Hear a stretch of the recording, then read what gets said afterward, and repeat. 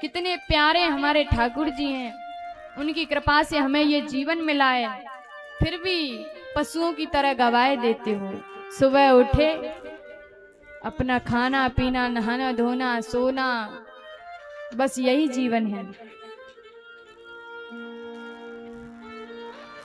अरे जिस व्यक्ति ने जीवन भर भगवान का नाम नहीं लिया, वो 28 प्रकार के नरकों में जाते हैं।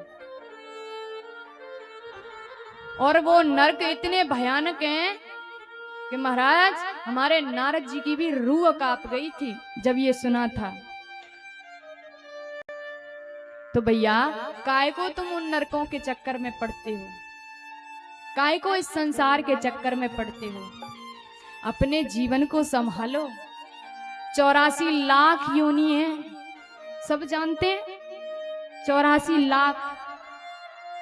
उसमें से ये मुख्य सबसे प्रमुख ये मानव जीवन है, इसको भी यूं ही सोने में गवा दोगे?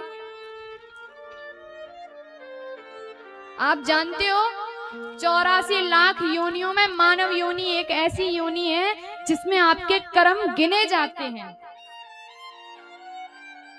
आपने अच्छा किया बुरा किया यही डिसाइड करेगा यह जीवन कि तुम्हें 84 लाख योनियों में दोबारा जाना है या फिर परमात्मा के धाम को जाना है। ये अवसर बार बार नहीं मिलेगा। अवसर है अनमोल काम कुछ ऐसा कर जा, पाकर गुर से ज्ञान यार मरने से पहले मर जा। अपने घट में बैठ निरंतर नहीं किसी के घर जा, सीता राम नाम सुमिरन कर भव सागर से तर जा।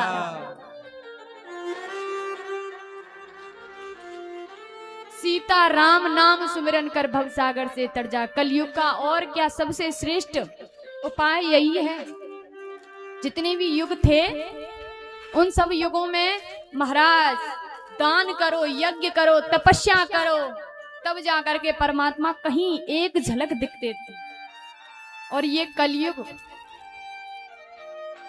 इससे बड़ा आपके लिए और क्या सौभाग्य की बात हो सकती है। इस कलयुग में केवल आपकी जीभ हलाने से परमात्मा को प्राप्त कर लोगे आप। सीता राम नाम सुमिरन कर भव सागर से तर जा। काय को चक्कर में पड़ते हो संसारियों को? करना क्या है? कहीं जाना है नहीं, घर को छोड़ के तपस्या करनी नहीं है, भूखा मरना नहीं है, कुछ नहीं करना है। केवल बैठे रहो, परमात्मा का हर क्षण हर परिस्थिति में नाम जपते रहो। खाते पीते सोते उठते जागते हर समय उसको याद करो। क्या भरोसा है इस जिंदगी का, साथ देती नहीं ये किसी का। इस जीवन के सहारे पड़े हैं भैया। जिंदगी में हमने जन्म लिया है, ऐश मौज करो, ऐश मौज।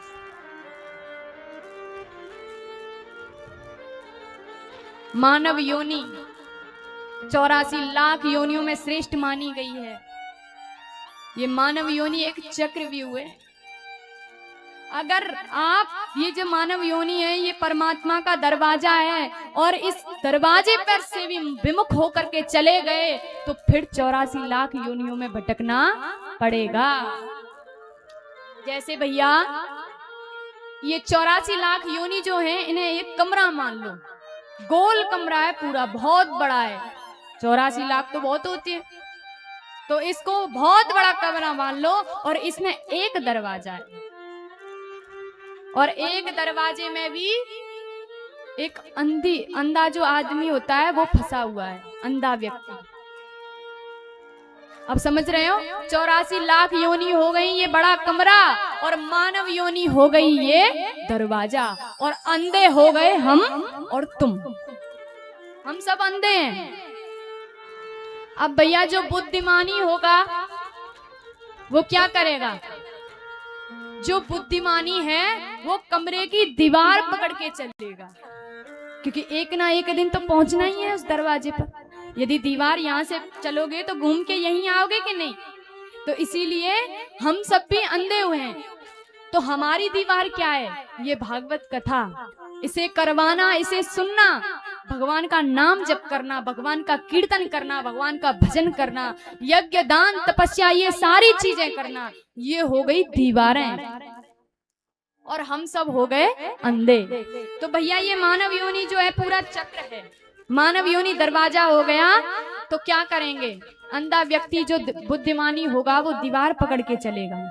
अब भैया दीवार पकड़ के चल रहा है, जैसे ही दरवाजे पर पहुंचा, दरवाजे पर पहुंचते ही उसके सिर में खुजली होने लगी।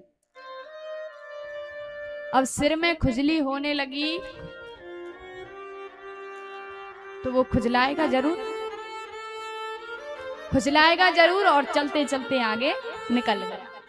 अब आगे निकल गया तो दरवाजा रह गया पीछे, आंखों से देख नहीं सकता है, उसे लगा कि अभी दरवाजा आया नहीं, तो फिर उसे चक्कर काटना पड़ेगा। ऐसे भैया ये मानव योनि हो गई हमारी दरवाजा, और हम अब आ गए अंतिम पड़ाव पर। देखो 84 लाख योनियों को काट के आ गए दरवाजे पर, लेकिन यहाँ पर भी हमारी माया रूपी खुजली हमारा पीछा नहीं छोड़ेगी। यदि तुम इस माया में फंसोगे तो इस दरवाजे पे से भी विमुख होके चले जाओ।